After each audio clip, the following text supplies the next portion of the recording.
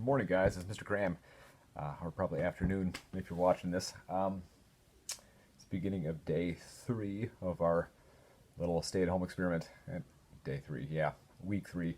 I hope you guys are doing okay.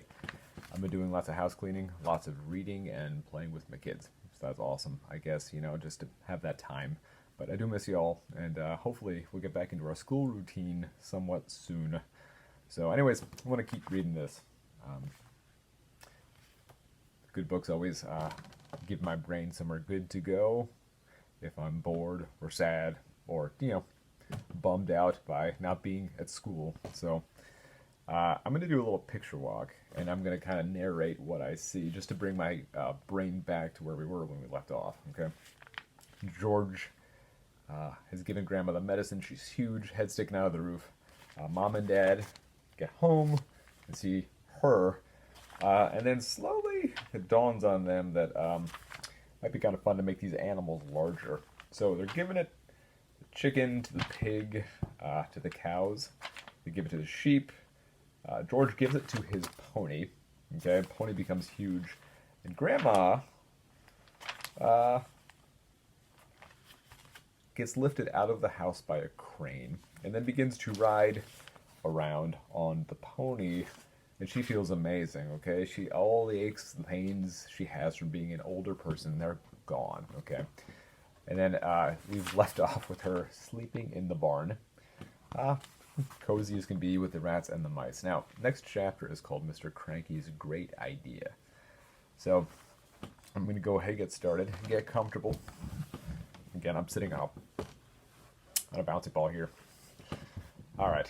Now, the next day, George's father came down to breakfast in a state of greater excitement than ever. "I've been awake all night thinking about it," he cried. "About what?" George asked him. "About your marvelous medicine, of course. We can't stop now, my boy. We must start making more of it at once. More and more and more." The giant stewing pot had been completely emptied the day before because there had been so many sheep and pigs and cows and bullocks to be dosed. Sounds like they gave the medicine to all of the animals on the farm. Just imagine how many huge animals are running around those fields right now. My concern, if you had like 50 huge cows, would they eat all your grass in like an hour? I don't know. My dear boy. Oh, sorry. We need more, Dad? George asked. "We've done all our own animals, and we've made Grandma feel as frisky as a ferret, even though she does have to sleep in the barn." "My dear boy," cried Mr. Killiecranky, "we need barrels and barrels of it, tons and tons. Then we will sell it to every farmer in the world so that all of them can have giant animals. We will build a marvelous medicine factory and sell the stuff in bottles at $10 apiece. We will become rich, and you will become famous." "But wait a minute, Dad," George said. "There's no waiting," cried Mr. Cranky, working himself up so much that he put butter in his coffee and milk on his toast. "Don't you understand what this tremendous invention of yours is going to do to the world? Nobody will ever go hungry again." Question in my head. George went around the house collecting completely random items in completely random doses, right? Do you think he would be able to repeat that exact process step by step? I don't know if I could. This is Mr. Cranky here at breakfast, getting tremendously excited about everything. Just flinging around butter and jam with his knife there. "Nobody will ever go hungry again." "Well, why won't they?" asked George. "Because one giant cow will give 50 buckets of milk a day," cried Mr. Cranky, waving his arms. "One giant chicken will make 100 fried chicken dinners. One giant pig will give you 1,000 pork chops. It's tremendous, my dear boy. It's fantastic. It'll change the world." "But wait a minute," George said again. "Don't keep saying wait a minute," shouted Mr. Cranky. "There isn't a minute to wait. We must get cracking at once." "Do calm down, my dear," Mrs. Cranky said from the other end of the table. and stop putting marmalade on your cornflakes." "To heck with my cornflakes!" cried Mr. Cranky, leaping up from his chair. "Come on, George, let's get going. And the first thing we'll do is make one more stew pot as a tester." "But, Dad," said little George, "the trouble is—" "There won't be any trouble, my boy," cried Mr. Cranky. "How can there possibly be any trouble? All you've got to do is put the same stuff into the pot as you did yesterday.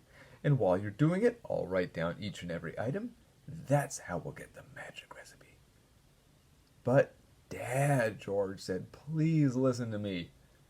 "Why don't you listen to him?" Mrs. Cranky said. "The boy's trying to tell you something." But Mr. Cranky was too excited to listen to anyone except himself. "And then," he cried, "when the new mixture is ready, we'll test it out on an old hen just to make sure we've got it right. And after that, we'll all shout hooray and build a giant factory."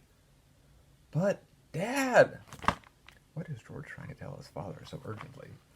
Is it perhaps the same thought I'm having as a reader, that there is no feasible way to reproduce that medicine?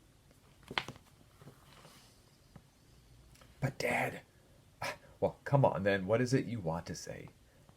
"I can't possibly remember all the hundreds of things I put into the pot to make the medicine," George said. "Well, of course you can, my dear boy," cried Mr. Cranky. "I'll help you. I'll jog your memory. You'll get it in the end. You see if you don't. Now then, what was the very first thing you put in? You guys remember?" I'm trying to remember. I think he got the pot. I think he put in shaving foam, shaving cream. "Well, I went up to the bathroom first," George said. "I used a lot of things in the bathroom and on Mummy's dressing table." "Well, come on then," cried Mr. Cranky. "Up we go to the bathroom." When they got there, they found, of course, a whole lot of empty tubes and empty aerosol cans and empty bottles. "It's great," said Mr. Cranky. "That tells us exactly what you used. If anything's empty, it means you used it." So Mr. Cranky started making a list of everything that was empty in the bathroom. Then they went to Mrs. Cranky's dressing table. "A box of powder," said Mr. Cranky, writing it down. "Helga's hair set.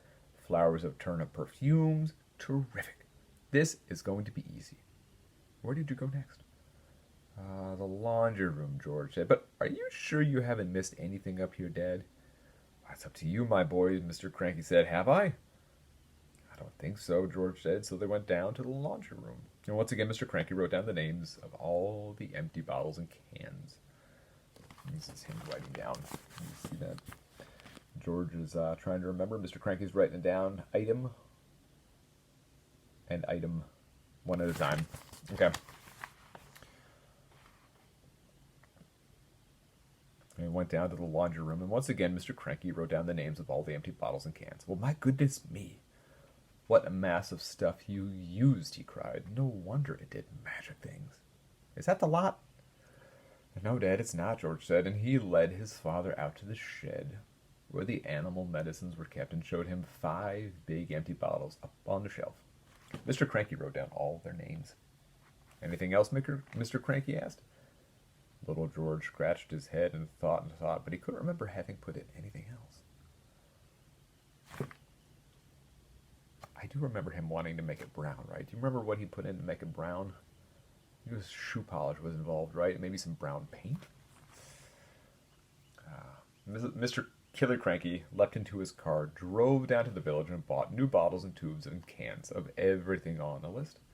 He then went to the vet and got a fresh supply of all the animal medicines George had used. "Now show me how you did it, George," he said. "Come along. Show me exactly how you mix them all together." And poor George, I see a picture of George's face. I want you to notice the expression he has on his face. Then look at his dad's face, okay? George, if you look, he looks rather glum, doesn't he? And Mr. Killy Cranky there, he's excited. And poor George, staring at that giant pile of items, trying to remember exactly what he put in what order, and then how much of each item. And that's if they truly got all of the items, right? Poor George. All right, I'm going to keep going. This is the next chapter. It's called Marvelous Medicine Number 2. All right. They were in the kitchen now, and the big stewing pot was on the stove. All the things Mr. Cranky had bought were lined up near the sink. "Come along, my boy," cried Mr. Killiecranky. "Which one did you put in first?" This one," George said. "Golden Gloss hair shampoo." He emptied the bottle into the pot. "And now the toothpaste," George went on. "And now the shaving soap. And the face cream. And the nail polish." "Well, keep at it, my boy," cried Mr. Cranky, dancing around the kitchen. "Keep putting them in. Don't stop. Don't pause. Don't hesitate." Pause 1 second, sorry. Sorry, I could hear my dog wandering around. She had to go to the bathroom. Okay. Where was I? Okay, now the toothpaste, George went on, and the shaving soap and the face cream and the nail polish. "Keep at it, boy," cried Mr. Cranky, dancing around the kitchen. "Keep putting them in. Don't stop, don't pause, don't hesitate. It's a pleasure, my dear fellow, to watch you work." One by one, George poured and squeezed the things into the stewing pot. With everything so close at hand, the whole job didn't take him more than 10 minutes.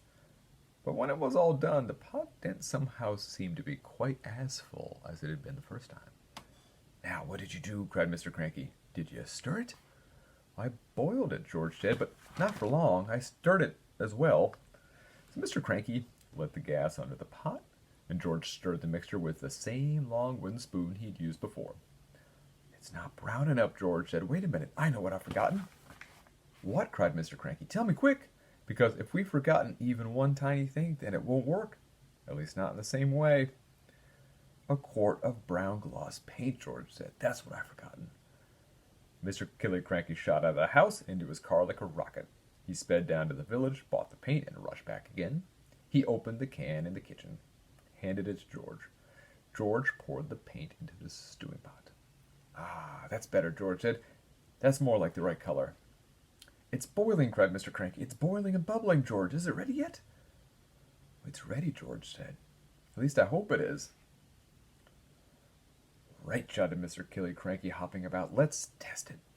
Let's give some to a chicken." I have to say this. There's one thing that George did not do that he did last time. Do you remember what it was? Do you guys remember when he was stirring the pot last time? He kind of went into like a trance and started muttering these magic words. Let me see if I can find it real quick. If I can't, that's all right. I don't want to make you wait too long here. Okay. George, remember, when he was dancing around, he started to mutter sort of this little rhyme up here, and he really got into it, and you can sort of see the magic in the air as this is taking place. And I kind of wonder right now, as like a reader, if the magic sort of came from those words, right? I'm wondering if this medicine, with all of its ingredients, is really going to do the same job to this poor chicken. Okay.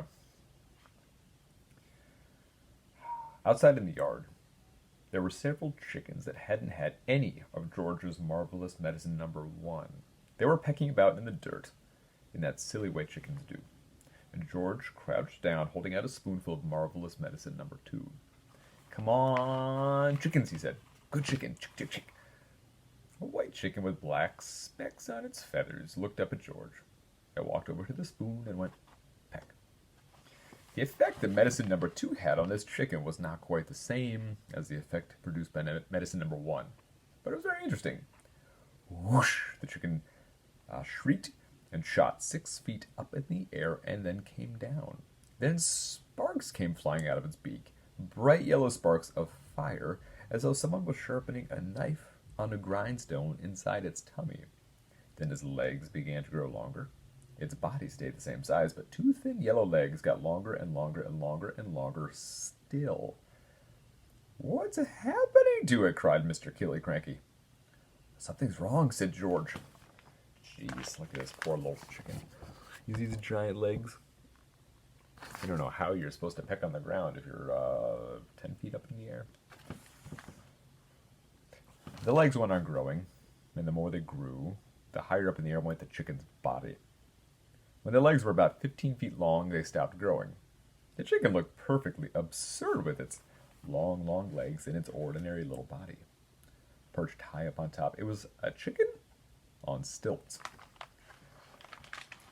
"Oh, my sainted aunts," cried Mr. Killiecranky. "We've got it wrong. This chicken's no good to anybody. It's all legs.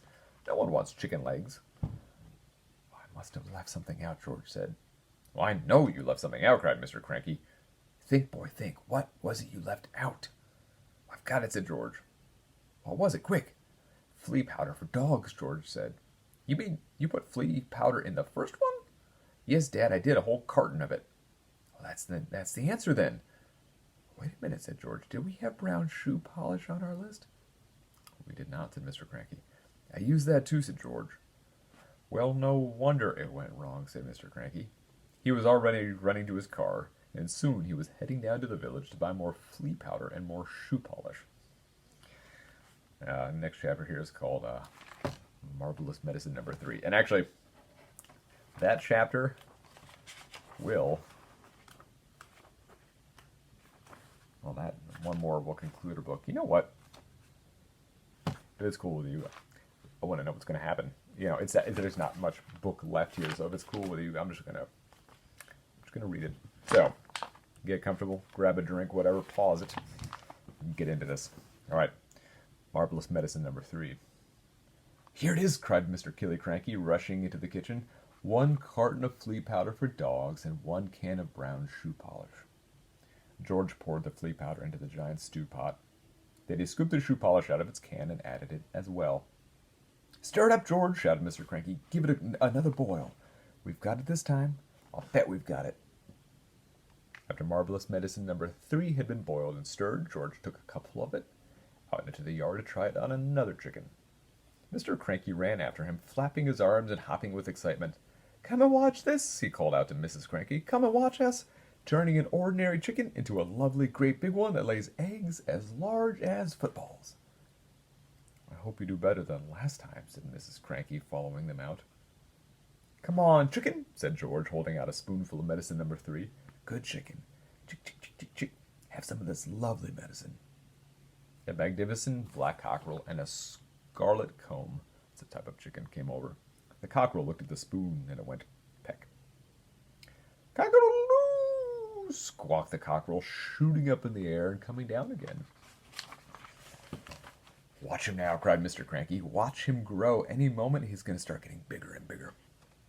Mr. Killiecranky, Mrs. Cranky, and little George stood in the yard, staring at the black cockerel.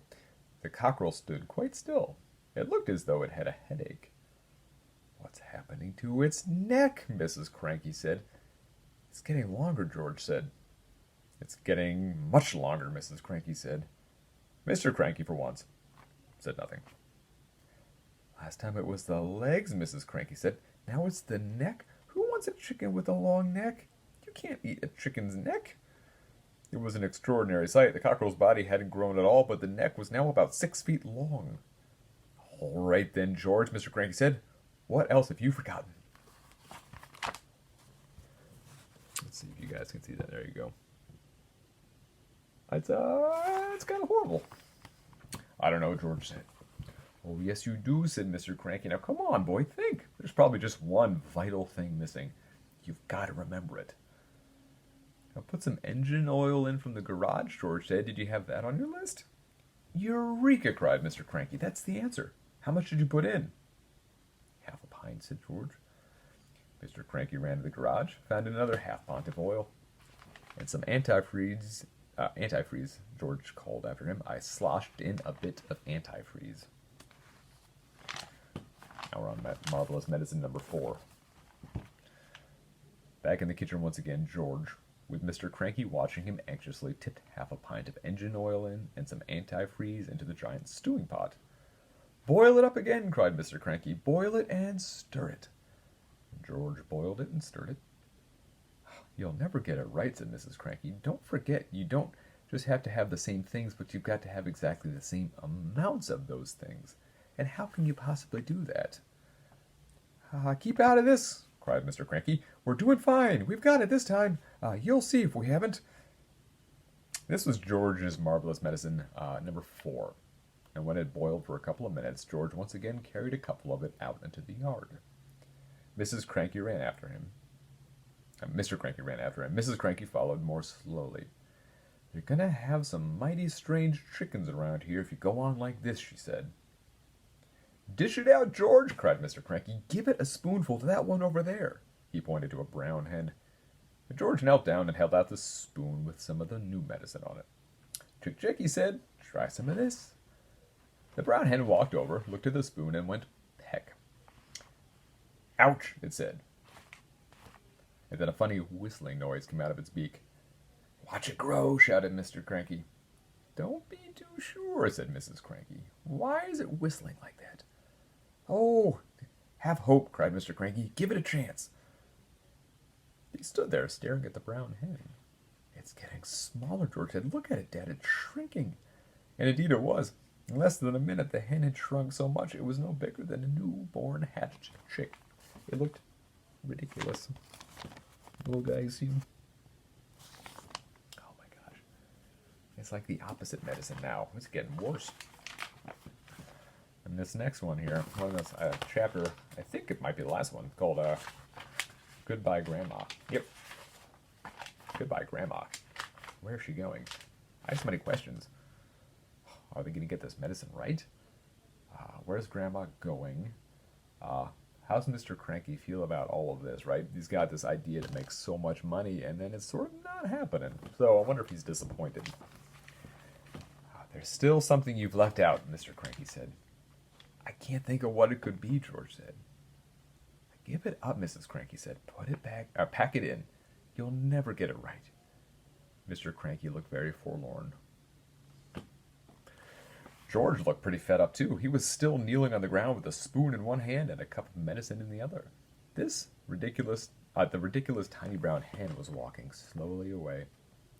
At that point, Grandma came striding into the yard. From her enormous height, she glared down at the three people below her and shouted, "What's going on around here? Why hasn't anyone brought me my morning cup of tea? It's bad enough to have to sleep in the yard with the rats and the mice, but I'll be blowed if I'm going to starve as well. No tea, no eggs and bacon, no buttered toast." "I'm sorry, Mother," Mrs. Cranky said. "We've been terribly busy. I'll get you something right away." "Let George get it, lazy little brute," Grandma shouted. But just then the old woman spotted the cup in George's hand. She bent down and peered into it. She saw that it was full of brown liquid. It looked very much like tea. "Oh-ho!" she cried. "Ha-ha! So that's your little game, huh? You look after yourself all right, don't you? You make quite sure you've got a nice cup of morning tea, but you didn't think to bring one to your poor old Grandma. I always knew you were a selfish pig." Something out of a nightmare right there, isn't it? Good Lord, look at that. Nope. "No, Grandma," George shouted. "It isn't. Don't lie to me, boy," the enormous old hag shouted. "Pass it up here this minute." "No," cried Mrs. Cranky. "No, Mother, don't. That's not for you." "Now you're against me, too," shouted Grandma. "My own daughter trying to stop me having my breakfast. Trying to starve me out." Mr. Cranky looked up at the horrid old woman and smiled sweetly. "Of course it's for you, Grandma," he said. "You take it and drink it while it's nice and hot." "Don't think I won't," Grandma said, bending down from her great height, reaching out a huge hand for the cup. "Hand it over, George." "No, Grandma, no," George cried out, pulling the cup away. "You mustn't. You're not to have it." "Give it to me, boy," cried Grandma. "Don't," cried Mrs. Cranky. "That's George's marvelous—" "Everything's George's around here," shouted Grandma. "George is this, George is that. I'm fed up with it." She snatched the cup out of little George's hand and carried it high up out of reach. "Oh, is this going to shrink her?" It shrank the chicken.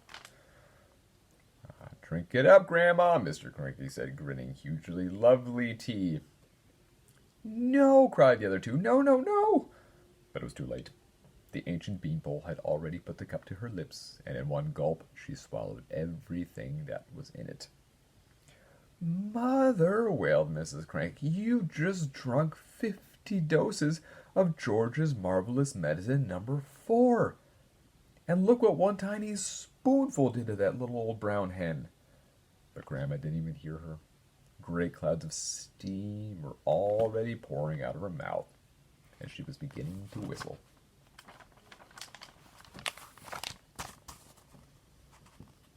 Oh, she doesn't look very happy, does she? Told you, the bad guys always get something here. This is going to be interesting, Mr. Cranky said, still grinning. Now you've done it, cried Mrs. Cranky, glaring at her husband. You've cooked the old girl's goose. I didn't do anything, Mr. Cranky said. Oh, yes, you did. You told her to drink it. Tremendous hissing was coming from their heads, above their heads. Steam was shooting out of Grandma's mouth and nose and ears, and a whistling came as well. Well, she'll feel better after she's let off a bit of steam, Mr. Cranky said. She's going to blow up, Mrs. Cranky wailed. Her boiler's going to burst. Stand clear, Mr. Cranky said. George was quite alarmed. He stood up and ran back a few spaces. The jets of white steam kept squirting out of the skinny old hag's head, and the whistling was so high and shrill it hurt the ears. Call the fire department, cried Mrs. Cranky. Call the police. Man the hoses. It's too late, said Mr. Cranky, looking pleased. Grandma, shrieked Mrs. Cranky. Mother, run to the drinking trough and put your head under the water. But even as she spoke, the whistling suddenly stopped and the steam disappeared. That was when Grandma began to get smaller. She had started off with her head as high as the roof of the house, but now she was coming down fast. Watch this, George, Mr. Cranky shouted, hopping around the yard and flapping his arms. Watch what happens when someone's had 50 spoonfuls instead of one. Very soon Grandma was back to normal height. Stop, cried Mrs. Cranky. That's just right. But she didn't stop. Smaller and smaller she got. Down and down she went. In another half-minute, she was no bigger than a bottle of lemonade. How do you feel, Mother? Asked Mrs. Cranky anxiously.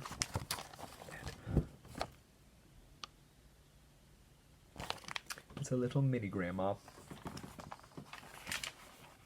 Grandma's tiny face still bore the same foul and furious expression. Her eyes, no bigger now than little keyholes, were blazing with anger.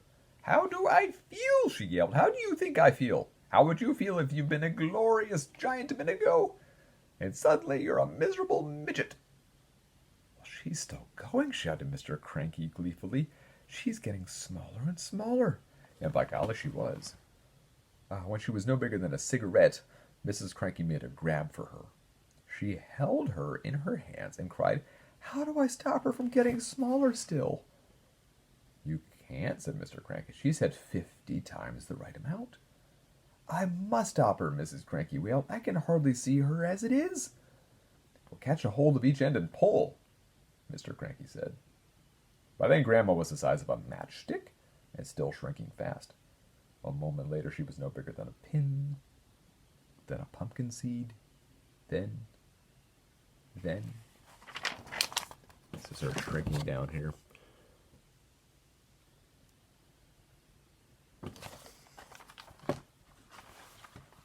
Where is she? Cried Mrs. Cranky. I've lost her. Hooray! Mr. Cranky said. Well, she's gone. She's disappeared completely, cried Mrs. Cranky. Well, that's what happens when you're grumpy and bad-tempered, said Mr. Cranky. Great medicine of yours, George. And George didn't know what to think. For a few minutes, Mrs. Cranky kept wandering around with a puzzled look on her face, saying, Mother, where are you? Where have you gone? Where have you got to? How can I find you? But she calmed down quite quickly. And by lunchtime, she was saying, Ah, well, I suppose it's all for the best. Really, she was a bit of a nuisance around the house, wasn't she? Yes, Mr. Cranky said. She most certainly was. And George didn't say a word. He felt quite trembly. He knew something tremendous had taken place that morning. For a few brief moments he had touched with the very tips of his fingers the edge of a magic world.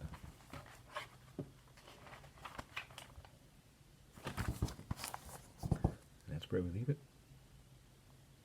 George kind of lost in thought. Wow, it's quite a day. They tried to redo the medicine, and that didn't work. They tried again and again. Each time the results were different, and then finally they come up with marvelous medicine number 4, right? Actually shrinks the animals instead of making them huge. Grandma against the advice of Mrs. Cranky and George, gulped down 50 doses of that medicine until she all but disappeared. So it did get resolved, didn't it? The problem of Grandma. She kind of did it to herself. Her greed caused her to literally shrink into smaller than nothing, I guess. So that was kind of a nice ending. I mean, on the farm, they still do have some giant animals, so that'll get them some money. Everyone seems to be healthy and happy except for Grandma, so that was overall good ending. Which is why I like Roald Dahl. There's always a good ending. Kid always wins, right? Bad guy always gets what's coming to him. In a sense, Grandma just literally disappeared. So that's a good ending in my book. My opinion, sorry. Okay. Thank you guys for spending time with me. And I will look forward to seeing you guys again, I guess, hopefully tomorrow at some point. I'll see what book's going to be next. All right. Take care, guys. Hey, guys, one more thing. I've got some people that wanted to say hello because they miss you all. All right. Hi. Hi, pal friend. You guys remember these people? Hello. Okay. Hi. All right. Rock on. Bye, guys.